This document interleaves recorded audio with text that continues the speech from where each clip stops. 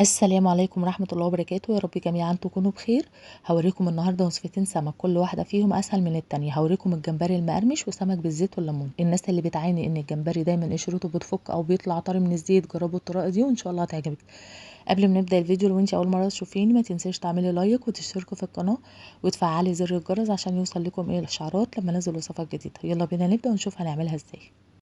دلوقتي هنحضر تتبيلة السمك بالزيت والليمون. معايا 5 فصوص من الثوم، معايا فلفل احمر وفلفل رومي وفلفل حامي، معلقتين كبار من الشبت، معلقتين كبار من الكزبرة. طبعا بناخد الورق ما بناخدش العيدان.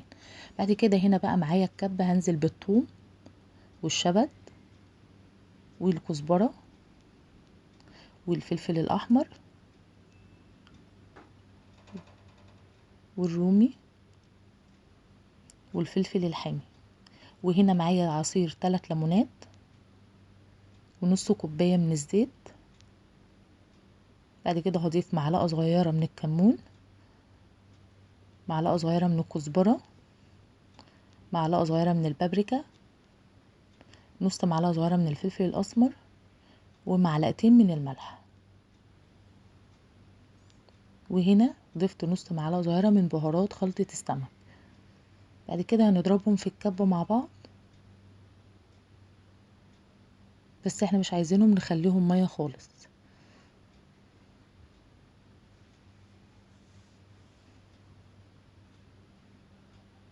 هنا بقى معايا سمك بولتي فاتحينه من الظهر زي ما انتوا شايفينه، منضفينه ومصفينه كويس من المية، منشفينه.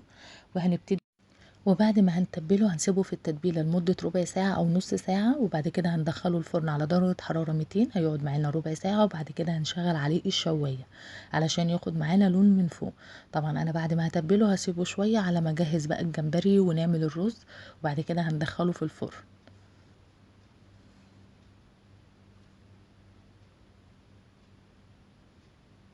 ضروري يا جماعه تتبلوا كل حته في السمكيه عشان هتفرق معاكم في الطعم، حتى في الراس تبلوها.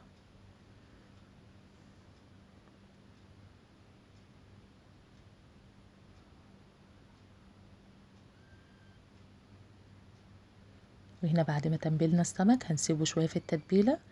هنشوف بقى هنا طريقة عمل الجمبري. انا هنا معايا جمبري متقشر وجمبري سبته كده ما قشرتوش عشان اوريكم الطريقة. بنشد الراس زي ما انتم شايفين بالشكل دوت. لو في ناس مش عارفة ازاي بيتنضف الجمبري، بعد كده بنبتدي نقشره بالشكل ده. طريقة تنظيفه سهلة جدا، لو حد لسه مبتدئ هيقدر يعمله. بنقطع الراس الاول، وبعد كده بنبتدي نشيل القشرة من عليه زي ما انتم شايفين. حابة ان انت تشيلي الديل شيليه، حابة ان انت تسيبيه. انا سبت الديل عشان بيدي شكل في الاخر وبيبقى شكله حلو.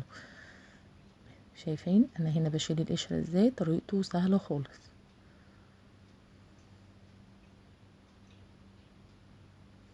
بعد كده بقى هنشيل الحبل الرملي من الظهر زي ما انتوا شايفين. هنجيب خلة بالشكل دوت وهنبتدي نشيل الحبل الرملي.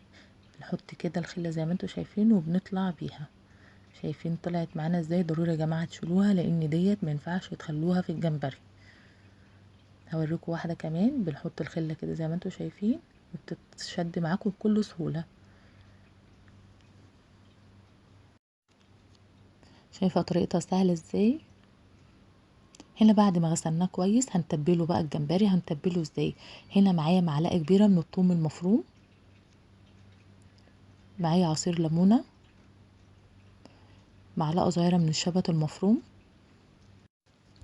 يلا بقى نشوف التوابل اللي احنا هنحطها على الجمبري. نص معلقة صغيرة من الكمون، نص معلقة صغيرة من الكزبرة، ومعلقة صغيرة من الملح،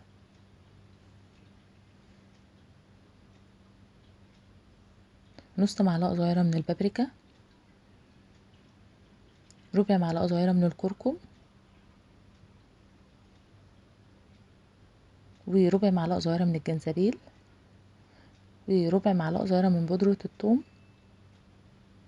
وربع معلقة صغيرة من الفلفل الأسمر. لأن أنا الجمبري عندي الكمية بتاعته مش كتيرة، لو انت حابة تزودي الكمية وتزودي التوابل مفيش مشكلة. وهنا ربع معلقة صغيرة من بودرة الثوم، وربع معلقة صغيرة من بهارات خلطة السمك. هنقلب التوابل دي كويس كده مع الجمبري زي ما انتوا شايفين. بعد كده هنسيبه في التتبيلة دي لمدة ربع ساعة. هنا بقى معايا السمك البلطي المقلي. هنعمل ايه التتبيلة؟ معايا 5 فصوص من الثوم، ومعايا فلفل رومي، ومعايا فلفل حامي على بارد احمر على اخضر،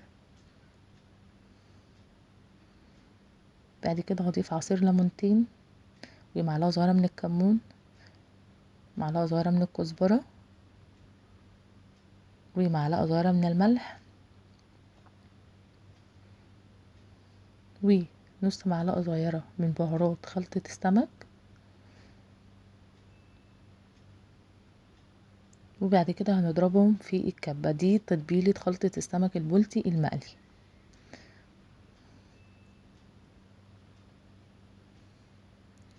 هنا بعد ما ضربنا التتبيلة في الكبة، هنا بقى معايا السمك البلطي مغسلينه ومصفينه كويس. ده بقى عشان هنقليه، هنبتدي نتبل بقى السمك من جوه ومن بره ومن الراس زي ما انتوا شايفين.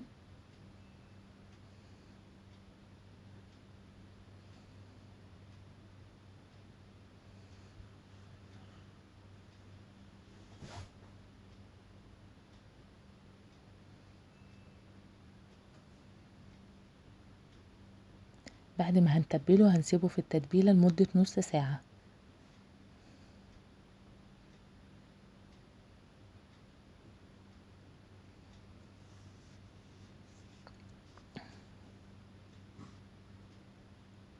هنا بعد ما تمينا السمك زي ما انتوا شايفين، بندعكه بالتتبيلة من بره.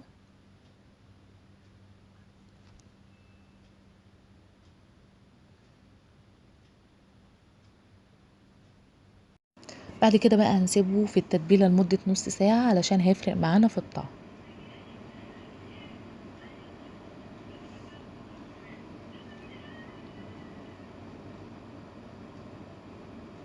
يلا بقى نحضر التقلية بتاعة الرز. انا هنا نزلت بربع كوباية من الزيت، عليهم بصلتين مفرومين وسط، وهنبتدي نقلبها لحد ما ناخد معايا اللون البني الغامق.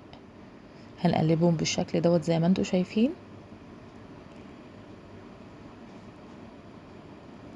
اول ما خدت معايا اللون البني ده، هنزل بمعلقة من خلطة السمك كنت شايلاها في جنب.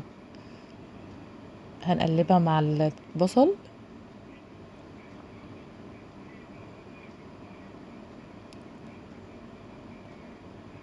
بعد كده هنزل بمية، نزلت بأربع كوبايات من المية، ومكعب من مرقة الدجاج، ومعلقة من الملح، ونص معلقة صغيرة من الكمون. نص معلقة صغيرة من الكمون، وهنسيبهم على يغلوا مع بعض على ما. يلا بقى نحضر خليط التغطية بتاع الجمبري. معايا كوباية من الدقيق، ضفت عليها نص معلقة صغيرة من الكمون، نص معلقة صغيرة من الكزبرة، ربع معلقة صغيرة من الفلفل الأسمر، ربع معلقة صغيرة من الزنجبيل البودر، ربع معلقة صغيرة من الثوم البودر، وهنقلبهم كويس مع بعض. بعد كده هضيف حباية من البيض ونص كوباية من المية، وهنقلب. لو احتاجنا مية هنزود شوية هنزود شوية مية كمان. هنقلب زي ما انتوا شايفين كده. انا هنا ضفت شوية مية.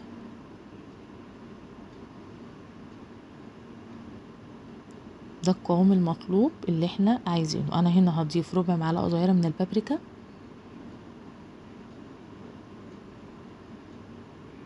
بعد كده هننزل بالجمبري في الخليط دوت علشان نعمل له تغطية. ده الخليط التغطية السائل. بعد كده هنعمل له خليط تغطية جاف. هنقلبه كده زي ما انتوا شايفين دوت. لو انت عايزة تاكلي جمبري مقرمش والطبقة بتاعته تبقى متماسكة، اعملي الطريقة ديت.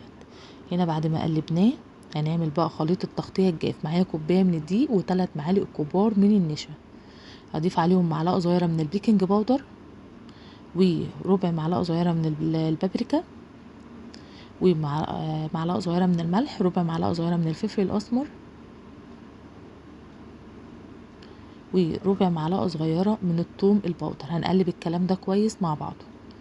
انا هنا كانت معايا عندي علبة علشان خاطر ما نقعدش ناخد ونعمل، فانا حطيت في العلبة زي ما انتوا شايفين، وهنزل بالجمبري وهقفل العلبة، وهبتدي ان انا ارج العلبة علشان خاطر الجمبري كله يتشمع بالدقيق. دي طريقة سهلة. لو انت عندك اي علبة حطي فيها الجمبري بالشكل دوت زي ما انتوا شايفين، واقفلي عليها ورجيها زي ما انتوا شايفين كده، بدل ما تمسكي واحدة واحدة وتبهدلي ايدك والكلام ده. دي طريقة سهلة اهو شايفين. بعد كده بننضف القشرة كده زي ما انتوا شايفين اللي هو الديل، ونحطه بقى في الطبق كده. هو هنقليه على طول.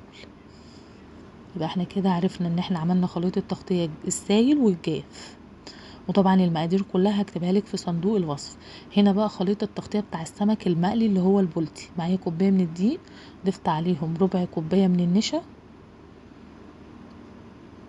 وربع معلقة صغيرة من الكمون، وربع معلقة صغيرة من الثوم البودر، ومعلقة صغيرة من الملح، وربع معلقة صغيرة من الفلفل الأسمر، وهنقلبهم مع بعض. ده اللي احنا هنقلي بيه السمك البلطي.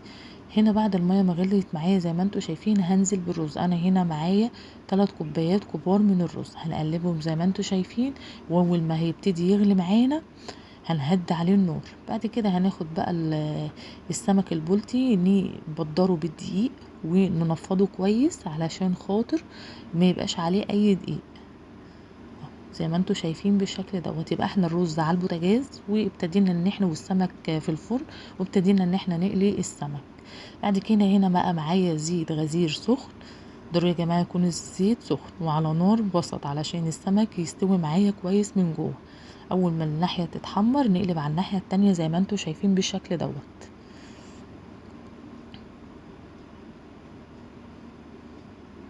هنا بقى هنقلي الجمبري. هنا برضو هننزل بالجمبري في زيت سخن زي ما انتوا شايفين. هو ما بياخدش وقت معاكي، هو مجرد ما بياخد لون من ناحية تقلبي على الناحية التانية.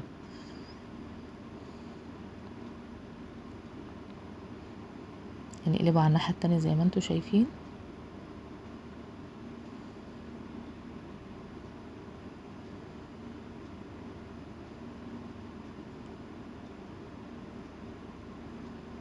هو الجمبري عامة يا جماعة ما بياخدش وقت في التسوية. هنا بقى الجمبري والسمك البلطي على عين التانية. بعد كده هنطلعه على مناديل مطبخ عشان يتصفى. شايفة الكفر ثابت ازاي. هننزل بقى بباقي الكمية.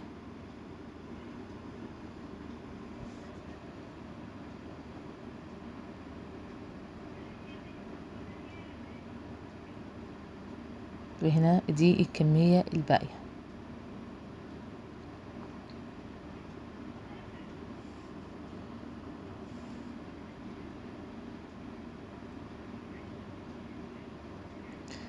وهنا السمك بقى بعد ما طلع معايا من الفرن، شايفين شكله عامل ازاي. وده الشكل النهائي للسفرة. عملنا السمك البلطي المقلي، عملنا السمك بالزيت والليمون والجمبري والسلطة والرز. بصي كفر متماسك. انا ما قدرتش ان انا اقطعها لاني سخن جدا. كفر متماسك. وده السمك بالزيت والليمون. الحاجة سخنة جدا ما قدرتش ان انا امسكها، بس هوريكي دلوقتي. شايفة شكل الرز ده عامل ازاي. وده الرز معانا مفلفل ازاي.